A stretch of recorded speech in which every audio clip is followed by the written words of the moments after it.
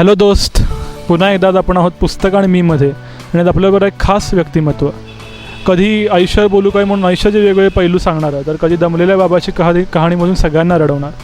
पण ह्यावरून तुम्ही ओळख असेल की ही व्यक्ती कोण आहे. अर्थात संगीतकार डॉक्टर सलील कुलकर्णी. त्यांच्या आयुष्यात पुस्तकांना काय महत्त्व आहे, त्यांनी कुठल्या लेखकांना वाचलं आणि एकूणच हा सगळा प्रवास आपण आज जाणून घेणार आहे. हाय सलील. हाय, कसं आहेस? मी मजेत. तू कोल्हापूर काय म्हणते? कोल्हापुरात नेहमीच यायला आवडतं आणि आत्ता तर सगळ्या महाराष्ट्रात इतकी छान हवा आहे की असं मला वाटतं की जास्तीत जास्त महाराष्ट्रातल्या लोकांनी आत्ता प्रवास करावा. कारण इतका सुंदर प्रवास होतो आहे आत्ता, कुठूनही कुठेही जाताना. मुंबई पुणे तर आत्ता फार सुंदर आहे. आणि तू पुस्तकांविषयी बोल असं म्हणालास तर मला मुळात वाटतं की जितकं आवश्यक लहानपणापासून सकस अन्न असतं. मी डॉक्टर म्हणून पण बोलतो की आपण लहान मुलांच्या बाबतीत विचार करतो ना की त्यांना विटॅमिन डीसाठी ऊन मिळालं पाहिजे आणि विटॅमिन सीसाठी त्यांनी ऑरेंज खाल्लं पाहिजे. आणि तसं मला असं वाटतं की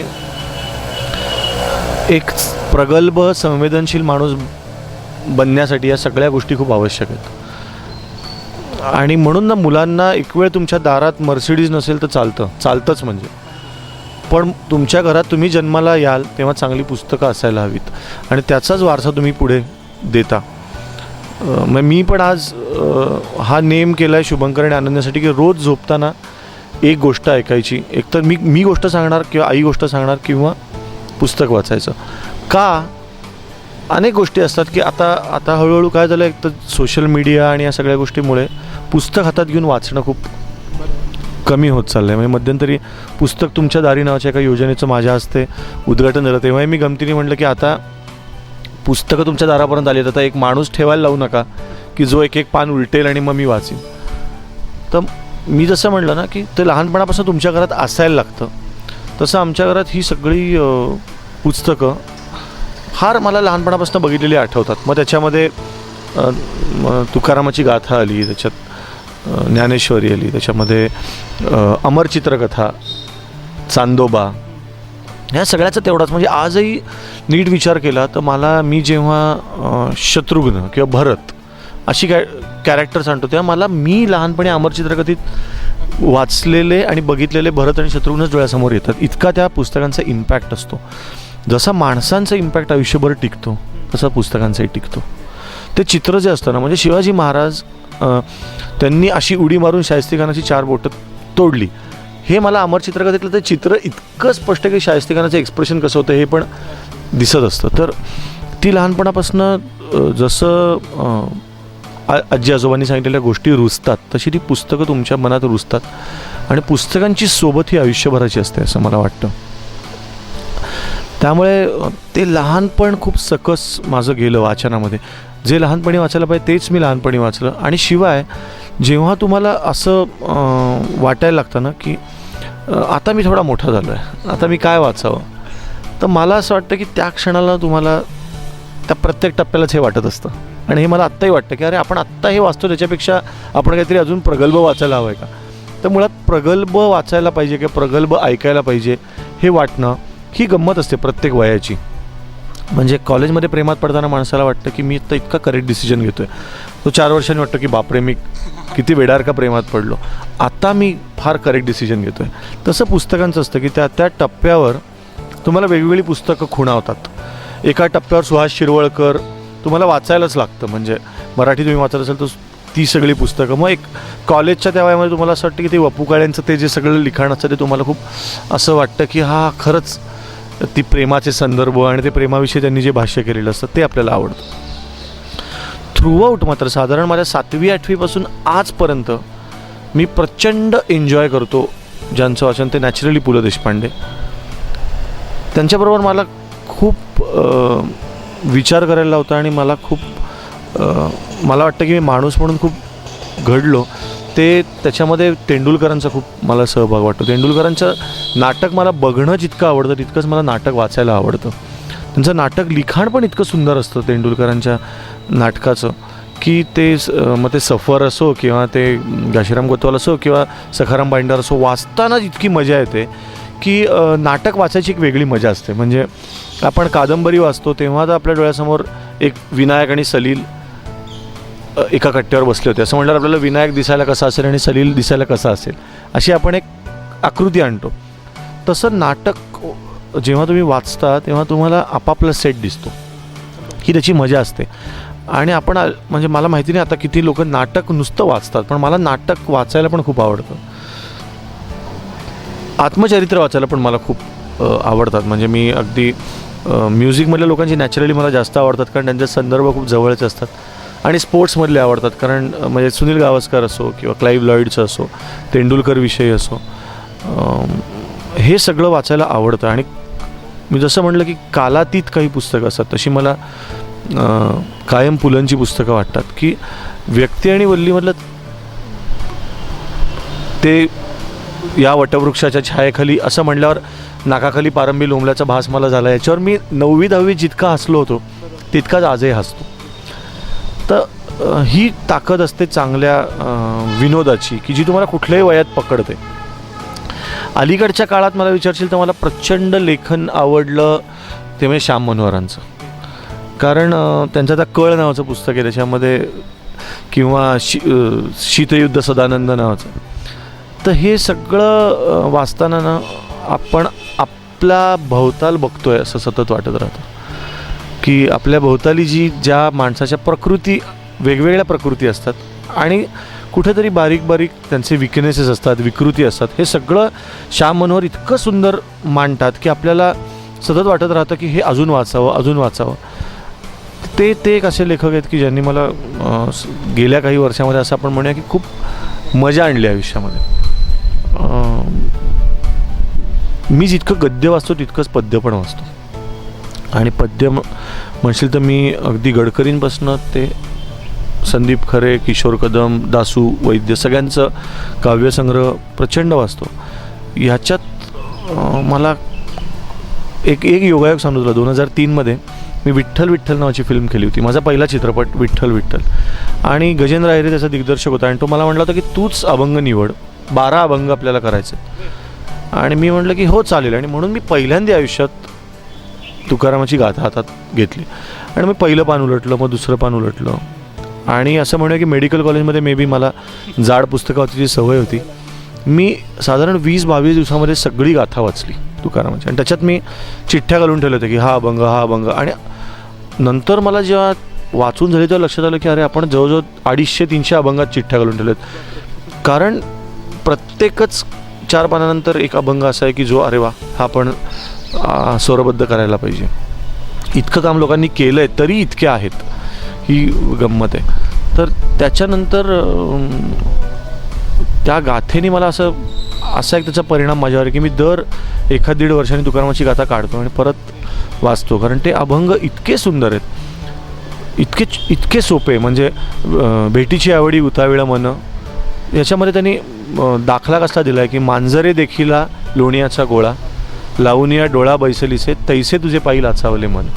किती सोपं आहे. आता हे एकीकडे आपण म्हणतो की वृत्त आणि या मीटरमध्ये लिहायला पाहिजे आणि छंद आणि मात्रा आणि मग कसा यमक जुळवलं आणि नाद वगैरे. ह्या कवींना कुठल्या फिल्मसाठी म्हणजे या संत मंडळींना कुठल्या फिल्मसाठी लिहायचं नव्हतं ना, किंवा कोणी सांगितलं नव्हतं की या मीटरमध्ये लिहा. त्यांची म्हणजे ज्ञानेश्वर महाराज, तुकाराम महाराज, रामदास स्वामी, एकनाथ महाराज, मीराबाई, कबीर यांची एक सुद्धा व्याकरणातली चूक कोणी काढून दाखवावी. एकही व्याकरणात चूक नसते. म्हणजे रामदास स्वामींनी जे असं आपण म्हणूया पत्र म्हणून शिवाजी महाराजांना लिहिलं, निश्चयाचा महामेरू बहुतजनासी आधारू, ह्याच्यात साऊंड जर तू बघितलंस ना तो पूर्ण वेळ म्हणजे हयपती, नरपती, गजपती, तर तीच. मग आचारशील, विचारशील, दानशील, धर्मशील, सर्वज्ञपणे सुशील. आता हा सुशील शब्द इतका सुंदर आला आहे. तर सगळ्या कवींनी ह्या कवींचा अभ्यास करायला पाहिजे, संत कवींचा, की काय मीटरचा अंदाज आहे. की आम्ही एकनाथ महाराजांचा एक अभंग केला होता, ज्ञानियांचे नेय ध्यानियांचे ध्येय, जे तपस्वियांचे तप, जे जपकांचे जाप्य, योगियांचे गौप्य परमधाम. तर हा अंदाज जो आहे साऊंडचा, हा त्यांनी काय फिल्मसाठी लिहिलेलं नव्हतं. तर ह्या सगळ्या मंडळींचं पण वाचन करताना तुम्ही अगदी मी म्हणतो की करुणाष्टक जरी वाचलं ना नीट काव्य म्हणून, मला नेहमी असं वाटतं की आपण ज्या आरत्या म्हणतो ते पण काव्य म्हणून जर वाचायला लागलं तर काय लिहिलेल्या आरत्या आहेत नाही का. म्हणजे सापड दुर्गे दुर्गटभारी तुझं विण संसारी अनाथ नाथे अंबे करुणा विस्तारी वारी वारी जन्मा मरणाते, हे तो रीचा एकदा साऊंड यायला लागल्यावर तोच हा इतका कुठेतरी खोल इम्पॅक्ट आहे आपल्या संस्कृतीवर त्या लँग्वेजचा. काव्यसंग्रह म्हटलं तर मला म्हणजे असं म्हणूया की मी सगळ्यांचेच काव्यसंग्रह वाचतो आणि त्या सगळ्यांचे उपकार आहेत माझ्यावर, सगळ्या कवी मंडळींचे, सगळ्या लेखक मंडळींचे, की ते आपल्याला आपले काही क्षण देतात, त्याच्यात फक्त आपण आपले असतो. नाही तर अलीकडे असं झालं की मी आणि कॉम्प्युटर, मी आणि मोबाईल, मी आणि कार, मी आणि होम थिएटर, असं नाही, मी आणि मी असा जो वेळ दिला ते पुस्तकं देतात तुम्हाला, की स्वतःपाशी 2 ओळी वाचाव्यात. आणि मला नेहमी असं वाटतं की पुस्तक हे काही चिवड्याची बशी नाही की ती ओळीनी चमचे खाल्ले. 2 ओळी वाचाव्यात, पुस्तक ठेवून त्या ओळी भोगाव्यात. खूप चांगला शब्द आहे, म्हणलं तर थोडा जड शब्द आहे, पण जसं आता ग्रेसच्या ओळी आहेत ना की क्षितिज जसे दिसते तशी म्हणावी गाणी, देहावरची त्वचा आंधळी छिलू न घ्यावी कोणी, गाय जशी हंबरते तसेच व्याकुळ व्हावे. मी एवढंच वाचून कितीतरी तास याच्या आनंदात घालवले, ते काव्य वाचल्याच्या आनंदात घालवले. किंवा ही नीज घेऊनी माझी हा वारा जातो कोठे, दगडांच्या भिंतींनाही हे दुःख वाटते मोठे. तर या 2 ओळी मी किंवा अगदी अलीकडे मी लता दीदींबरोबरच्या अल्बमसाठी एक आरती प्रभूंची कविता केली. त्याच्यामध्ये एक असा संदर्भ आहे की ऊन मिठं पाणी काजळाच्या मागे. ऊन मिठं पाणी म्हणजे अश्रू नॅचरल, आणि काजळ म्हणजे जे लोकांना आपण दाखवतो ते. केवढा 2 ओळीने आपल्याला किती दिलं, की कितीतरी घरं अशी असतात ज्याच्यामध्ये खूप कोलाहल असतो, खूप घरामध्ये खूप काहीतरी त्रास असतो, पण ते सगळं ऊन मीठ पाणी जे असतं ते काजळाच्या मागे ठेवतात. तर असे संदर्भ आपल्याला खूप काही देऊन जातात. ती मी संदीपच्या पण अनेक कविता सांगू शकतो ज्या कवितांनी खूप काही शिकवलं, म्हणजे आपल्याला आयुष्यात खूप काही देतात. मला असं वाटतं लेखक कवी मंडळींचे आपण सगळे आभार मानले पाहिजेत की ज्यांनी आपल्याला आयुष्यभर समृद्ध केलं. सुधीर मोघेंच्या कितीतरी ओळी आहेत की मी तुझ्या घराशी खरेच होतो आलो, थबकलो जरासा तसाच मागे फिरलो, किती दूर पोचलो सर्व तोडूनी धागे, क्षण वळूनी पाहिले तुझा उंबरा मागे.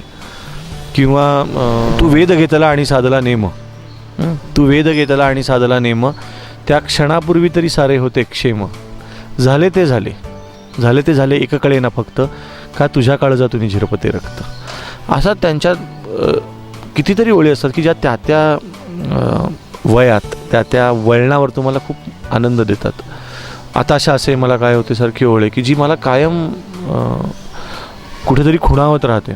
संदीप प्रकाशात अजूनच सोनेसारखी कविता आहे, किंवा संदीपची अजून एक कविता आहे की उत्कट बितकट होऊ नये, भांडू नये तंडू नये, असे वाटते आजकाल नवे काही मांडू नये. तर कधीकधी आत्ताचा जो सीन आहे म्युझिकचा किंवा पोएट्रीचा तो बघून खरंच असं वाटतं की नवे काही मांडू नये. पण कोणाला कळणार आहे, कोणाला कळणार आहे की आपण वृत्त चुकलो तरी कोणाला कळणार आहे, आणि आपण कमी सूर लावला तरी कोणाला कळणार आहे. असं एक क्षणभर वाटतं, पण दुसऱ्या क्षणाला परत असं वाटतं की नाही, मुळात आपण कोणासाठी गातो. तर बोरकरांची एक परत कविताच आहे की तू रहा अशीच दूर, मी भरू न उरे एकलाचा आळवीनं जो दिलास सूर.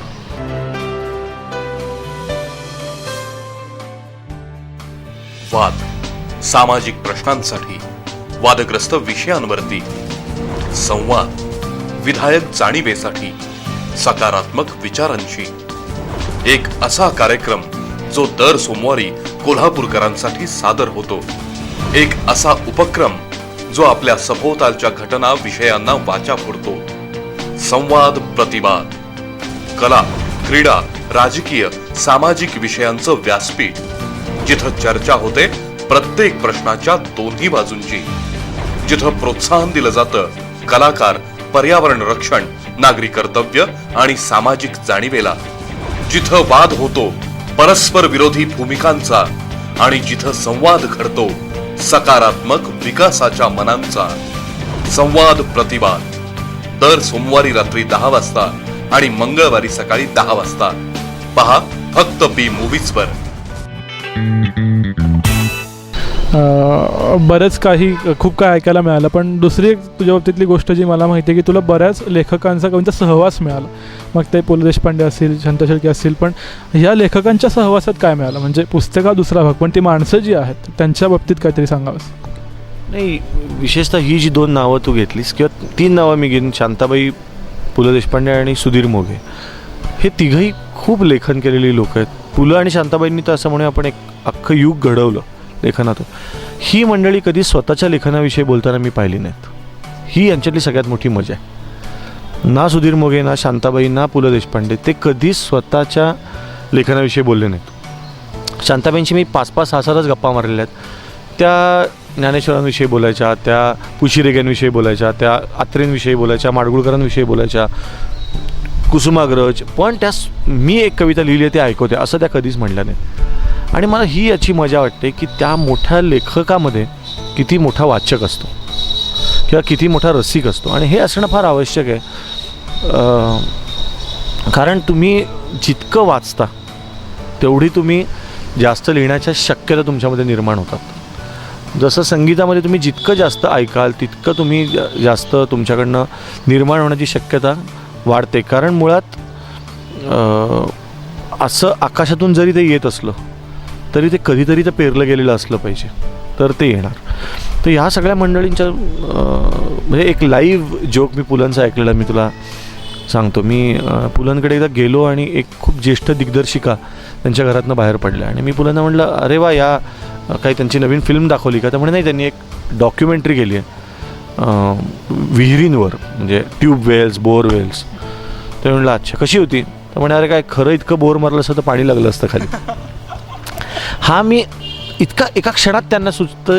ही जी मजा आहे ना ही मी अनुभवली, हे मी भाग्यवान समजतो स्वतःला. किंवा शांताबाईंनी एकदा आम्ही बसलो होतो आणि शांताबाई मला म्हटलं की तू बालगीतं फार छान करतोस, तर तुझ्याबरोबर मला एक बालगीत करायचं आहे, काय करूया? मी म्हटलं तुम्ही सांगा. तर म्हणे आपण असं करूया का की प्राणी किंवा पक्षी यांना पण यांचं जे रोजचं रुटीन असतं तर माणसासारखं त्यांना पण कधी कधी प्रॉब्लेम येऊ शकतो की एखादं काम आता होणार नाही माझ्याकडनं. तर त्यांनी कोकिळ म्हणतो काय करावे, खोकून बसला पार घसा, कुहू कुहूचे सुंदर गाणे सांगा आता गाऊ कसा, असा मुखडा लिहिला. आणि याच्यातलं एक कडवं तुला ऐकवतो की म्हणे कोंबडा टी व्ही बघता रात्री गेला वेळा असा, उशिरा उठलो कुकुचुकुची हाक कोणा मी देऊ कसा. असे तर हे सगळे क्षण मी इतके बघितलेत की सुधीर मोघेंनी लिहिलेली अनेक लेख, अनेक स्क्रिप्ट्स, अनेक कविता या बघता आल्या. संदीपबरोबर तर मी कितीतरी चालीवर गाणी पण त्यांनी केलेली आहेत. तर मी जसं नेहमी म्हणतो ना की ही सगळी मंडळी आपल्या आयुष्यात तितकीच महत्त्वाची असतात जितके आपले नातेवाईक असतात. कारण यांना आपण भेटत नाही पण तरी यांचं आपलं नातं असतं. मी असं म्हणेन की बाबा बोरकर, आरती प्रभू, कुसुमाग्रज हे माझे सगळे ज्येष्ठ नात्यातलीच मंडळी आहेत. सुधीर मोघे आणि संगीतातली हृदयनाथ मंगेशकर, लता दीदी, आशाताई, हे सगळे नात्यातलीच मंडळी आहेत ज्यांनी आपल्याला संस्कार केलेले असतात. संस्कार फक्त आई वडील मामा मामी नाही करत, ही मंडळी पण करत असतात. तर प्रत्यक्ष भेटून तर केलेच, पण नाही भेटले त्यांनी पण खूप संस्कार केले. एका क्षणापर्यंत तू गायक, संगीतकार होतास आणि म्युझिकली युअर्सपासून आपण म्हणू की तू लोकांसाठी एक लेखकही झालास. नंतर लपवलेल्या काचा आलं, ते खूप गाजलं. अजूनही तू अधूनमधून लिहितोस. आज फादर्स डेवरती लिहिलेलं आहेस. तर आता लेखक सलील कुलकर्णी, संगीतकार, गायक ते लेखक, हा प्रवास कसा झाला आणि त्यात काय काय वाटलं? मी काय स्वतःला लेखक म्हणत नाही कुठल्याच अँगलनी. मी एक असं म्हणे संवेदनशील माणूस आहे, एक संवेदनशील बाप आहे, एक अत्यंत जबाबदार आणि आईवर पण प्रेम करणारा एक मुलगा आहे.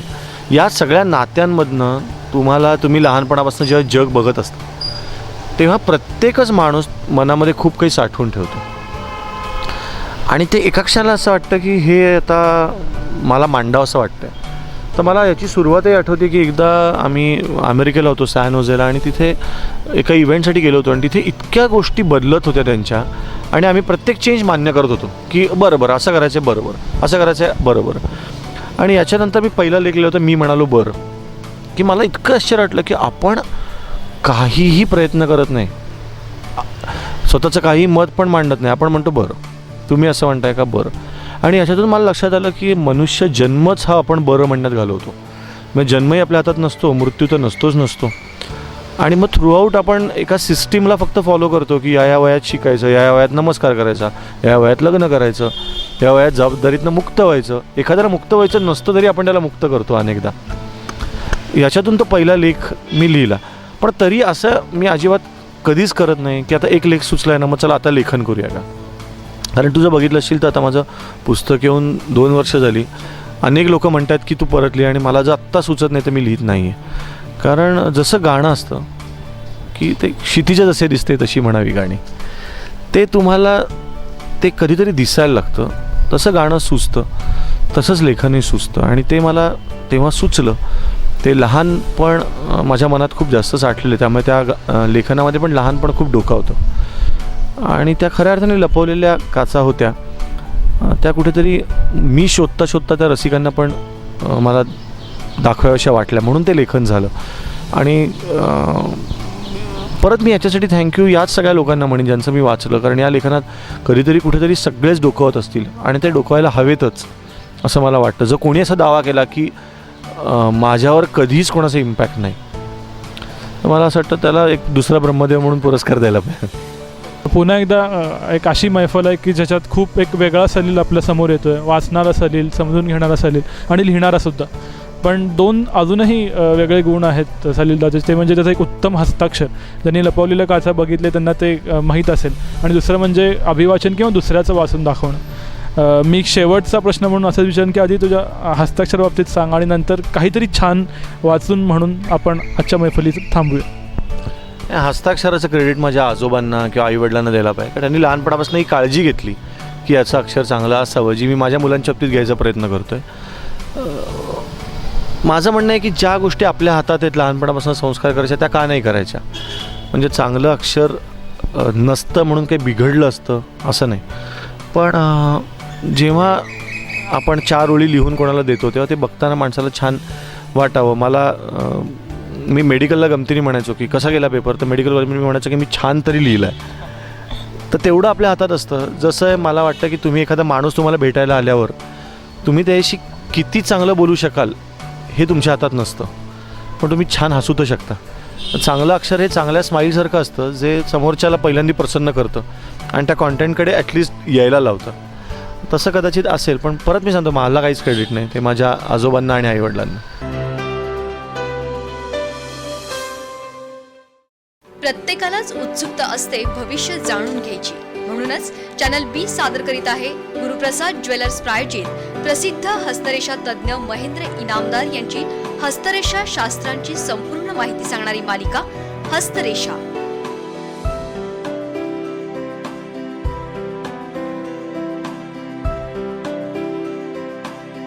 हस्तरेषा शास्त्रासंबंधी आपले प्रश्न आपल्या नावासह या नंबरवर SMS करा.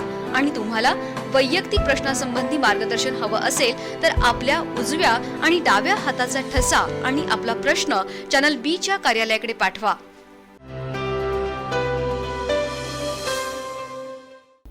करवीर नगर वाचन मंदिरमध्ये विविध विभाग कार्यरत आहेत. यातील सर्वात महत्त्वाचा विभाग म्हणजे अभ्यासिका. अवघ्या 30 रुपयांचं नाममात्र शुल्क आकारून कोणताही विद्यार्थी अभ्यासिकेचा सभासद होऊ शकतो. अत्यंत शांत वातावरणात संस्थेच्या 3ऱ्या मजल्यावर मुलं अभ्यास करतात. मुलींसाठी वेगळी अभ्यासिका देखील आहे. या सेवेचा फायदा खेडेगावातील असंख्य विद्यार्थ्यांना झालेला आहे. आत्ताच्या घडीला जवळपास 125 मुलं त्याची सभासद आहेत. येथे MPSC, UPSC, नेट अशा परीक्षांची पुस्तके उपलब्ध करून देण्यात आलेली आहेत. या सुविधेअंतर्गत डॉक्टर हेळवींचं मार्गदर्शन शिबिरही ठेवण्यात आलं होतं. या अभ्यासिकेद्वारे बऱ्याच मुलांनी आजपर्यंत विविध स्पर्धा परीक्षांमध्ये भरघोस यश मिळवलेलं आहे. याशिवाय संदर्भ विभागाचे सध्या डिजिटलायझेशन सुरू आहे. यामुळे अनेक जुने आणि मौल्यवान दस्तावेज आता कायमस्वरूपी ई-बुक या फॉर्मॅटमध्ये उपलब्ध होणार आहेत. या विभागात अगदी जुन्या गॅझेट्स पासून इतर अनेक मौल्यवान दस्तावेजांचा समावेश आहे. संस्थेच्या इतिहासातील सर्व कागदपत्रही येथे उपलब्ध आहेत. इंग्रजी, मराठी व हिंदी या 3ही भाषांचे विभाग अतिशय समृद्ध आहेत. त्यामध्ये अनेक राष्ट्रीय, आंतरराष्ट्रीय ग्रंथांचा देखील समावेश आहे. सर्व वेदही ग्रंथालयात उपलब्ध आहेत. संस्थेत जवळपास 60-70 नियतकालिके नियमितपणे येतात. जुनी नियतकालिके देखील उपलब्ध असतात. संस्थेची वाचनिका ही कायम गजबजलेली असते. विविध प्रकारचे 56 पेपर इथे येतात. जुन्या 6 महिन्यातील सर्व पेपर जसेच्या तसे आपणास इथं मिळू शकतात। या सुविधेचा फायदा अनेक सामान्य जनांना झालेला आहे। दिवाळी अंक हे इतर ग्रंथालयांप्रमाणेच करवीर नगर वाचनालयाचं देखील वैशिष्ट्य आहे। लहान मुलांना वाचनाची आवड लावणारा बाल विभाग हे या संस्थेचं वैशिष्ट्य। अत्यंत कमी नोंदणी फी आणि विशिष्ट अशी बैठक व्यवस्था यामुळे हा विभाग लोकप्रिय आहे। संस्थेतील सर्वात वेगळा म्हणजे अंधांसाठी असणारा ब्रेल विभाग। अंध व्यक्तींना वाचनानंद मिळावा यासाठी ब्रेल लिपीतील विशिष्ट छपाईतील जवळपास 100हून अधिक पुस्तकं आज करवीर नगर वाचनालयात उपलब्ध आहेत। शिवाय स्पर्शज्ञान यासारखे ब्रेल अंक देखील उपलब्ध आहेत। हे सुद्धा एक वैशिष्ट्यच म्हणायला हवं। हे सर्व विभाग करवीर नगर वाचनालयाची धुरा समर्थपणे सांभाळत आहेत।